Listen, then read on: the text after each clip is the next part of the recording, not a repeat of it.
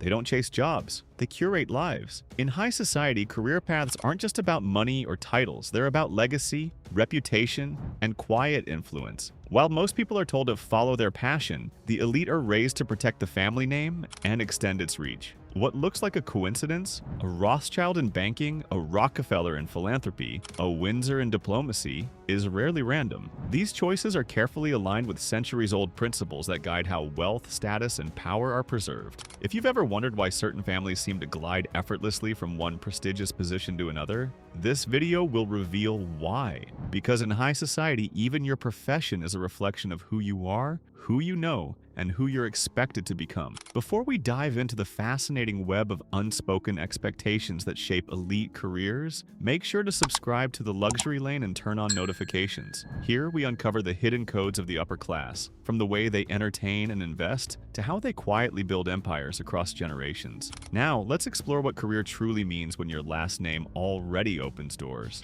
1. The family name comes first. In high society, your name isn't just identification, it's a brand, a bond, and a responsibility. While most people choose careers to define themselves, those from old money families are taught that their identity is already established. Their job, therefore, must never compete with or diminish the family legacy. A descendant of a major shipping dynasty, for instance, would never go into something that appears frivolous or controversial. Instead, they'd enter fields that complement the existing empire, law, diplomacy, or finance. Each move must make the family look stronger, more cultured, and more enduring. There's also an element of discretion. The wealthy may fund the arts, but they rarely become the artists themselves. They may own media outlets, but avoid being in front of the camera. To them, visibility equals vulnerability, and in their world, power is quiet. 2. Prestige over paycheck. A key unwritten rule among the elite is that the most respectable career is not always the most profitable one. They value prestige over a paycheck. A modest role in an old institution, say a curator at the Metropolitan Museum of Art, may be preferred to a $1 million startup job that screams new money. To the untrained eye, it might seem irrational. But in high society, perception is everything.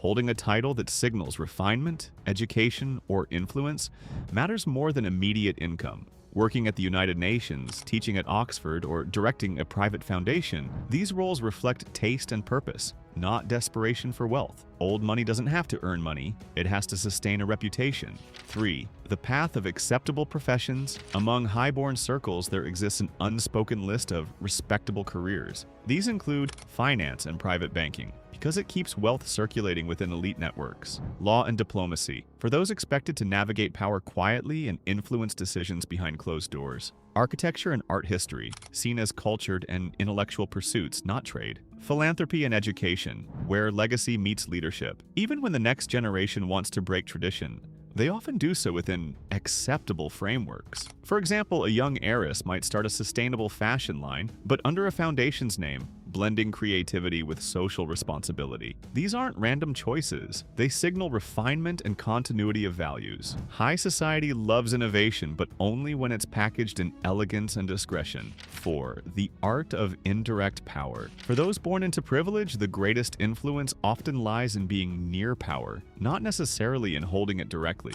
That's why many from aristocratic or legacy families take on roles that put them close to decision makers, political advisors, think tank researchers, and cultural attachés. The goal isn't fame, it's access. Working for a ministry, serving on the board of a museum, or consulting for a family office keeps them relevant without ever seeming self-serving. It's the quiet art of shaping the world from the background where real control happens. It's no coincidence that many ambassadors, global trustees, or nonprofit heads come from families with centuries-old influence. Their careers are built not on LinkedIn strategy, but on lineage. 5. Rebellion, but within limits. Every generation has its rebels, even the elite. But their rebellion looks different. A daughter of a European banking family may announce she's leaving finance to pursue film, yet her production company will soon partner with Chanel, and her first project will premiere at Cannes. Even their defiance is curated. Old money doesn't ban creativity, it frames it within control. You can explore your passions as long as they enhance your image and never risk scandal.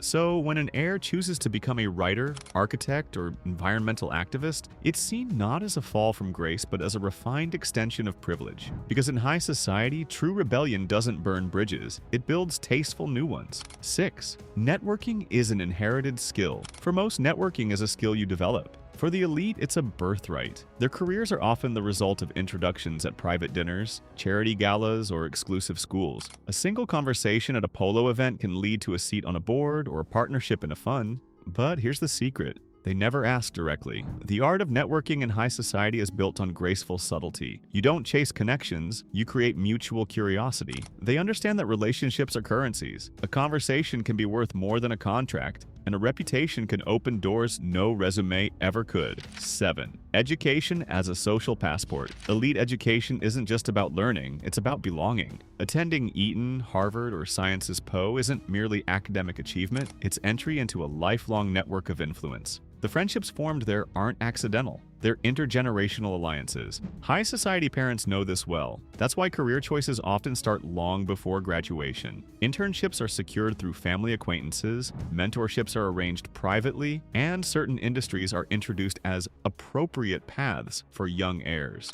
The schools and career paths chosen are designed to maintain social equilibrium, to ensure that every generation walks the same polished marble floors as their predecessors. 8. The quiet careers behind the fortune. Not every elite career makes headlines. In fact, most of them deliberately avoid it. Some of the most powerful people in high society manage family offices, discrete entities that handle generational wealth, philanthropy, and private equity investments. Others oversee heritage estates, art collections, or historic trusts. These careers are rooted in responsibility, managing legacy assets that define a family's history. It's why you'll find aristocrats running vineyards, overseeing cultural endowments, or managing centuries-old land holdings. These positions preserve dignity, stability, and prestige, 3 values that define the aristocratic ethos. 9.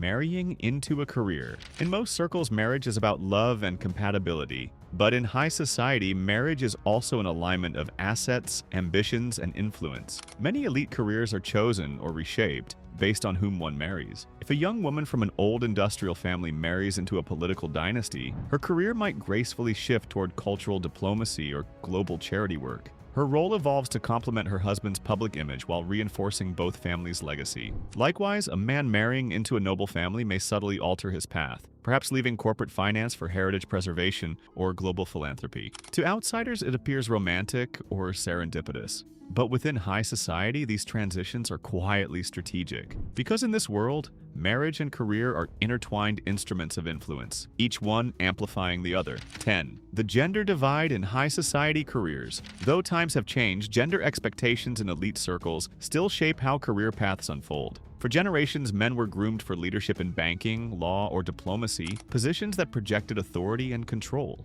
Women, meanwhile, were steered toward softer forms of influence: art patronage, education, philanthropy, and social advocacy. But don't mistake soft power for weakness. High society women have long used these roles to wield remarkable cultural influence. Running a foundation, hosting exclusive events, or curating museum boards all become subtle expressions of dominance and refinement. Today's generation has modernized this approach. You'll see heiresses leading sustainable luxury brands, aristocrats turning into art investors, and socialites using their platforms for environmental causes. Still, the underlying rule remains the same: elegance first, disruption second. Whatever the gender, careers in high society must elevate the collective image, never overshadow it. 11. The strategic use of purpose. In a world where privilege can invite scrutiny, the wealthy have learned that purpose is the perfect shield. That's why so many elite careers appear to orbit around philanthropy, conservation, or education. These roles serve a dual purpose. They project empathy while protecting status. A billionaire heir might launch a clean energy initiative, not just for the planet,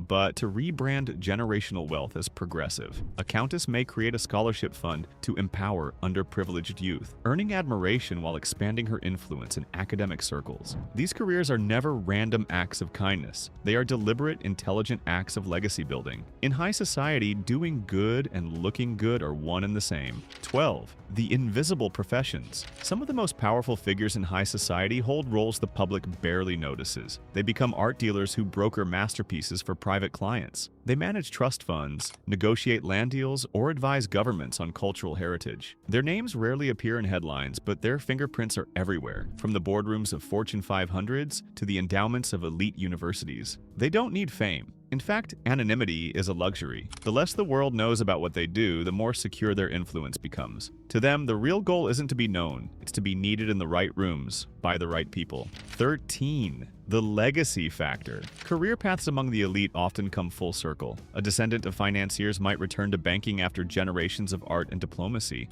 A family with political roots may raise a future statesman after decades of discretion. Legacy has gravity. Each generation feels an unspoken duty to uphold or reclaim the family's original sphere of power. It's not pressure in the ordinary sense. It's a quiet understanding that continuity is credibility. The son of an ambassador doesn't just represent himself, he represents a lineage of relationships built over centuries. That awareness shapes his career choices, his tone in interviews, and even the charities he supports. For those in high society, every decision echoes backward and forward in time. 14. When passion meets protocol. Of course, not all heirs follow the script perfectly. Some truly love what they do, whether it's architecture, music, or entrepreneurship. But even then, they must weave passion through the fabric of protocol. They may start a creative agency, but it will cater to luxury heritage brands. They may pursue science, but they'll specialize in environmental innovation or space diplomacy. No matter the field, the tone must remain refined, purposeful, and aligned with class values. In other words,